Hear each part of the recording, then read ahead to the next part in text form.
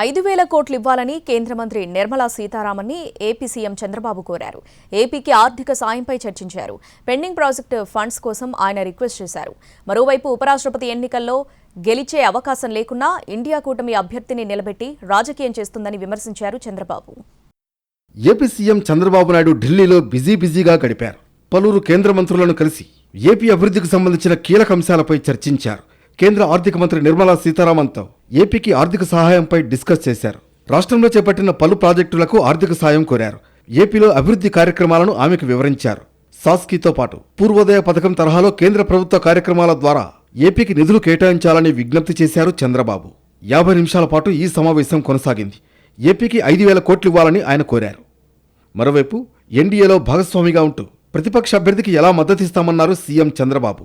ఉపరాష్ట్రపతి ఎన్నికల్లో గెలిచే అవకాశం లేకపోయినా ఇండియా కూటమి అభ్యర్థిని నిలబెట్టి రాజకీయం చేస్తోందని విమర్శించారు. కాదు ముఖ్యం, తెలుగుదేశం పార్టీ ఎలక్షన్ ముందు నుంచి కోయలేషన్లో ఉన్నాం, ఎన్డీఏలో ఉన్నాం. ఒకసారి ఎన్డీఏ అభ్యర్థి పెట్టిన తర్వాత ఓడిపోతామని తెలిసి మళ్ళీ అభ్యర్థులు పెట్టేందుకు అది గుర్తుపెట్టుకోవాల్సిన అవసరం ఉంది.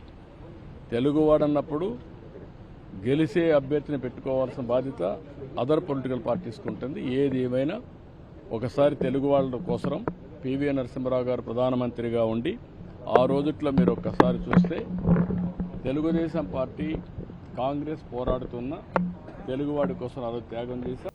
ఇక కృష్ణా గోదావరి వరద ప్రవాహాలపై ఢిల్లీ నుంచే చంద్రబాబు సమీక్షించారు. అప్రమత్తంగా ఉండాలని అధికారుల్ని ఆదేశించారు. గోదావరి వరదల కారణంగా లంక గ్రామాల ప్రజలకు అవసరమైన ఏర్పాట్లు చేయాలని దిశానిర్దేశం చేశారు.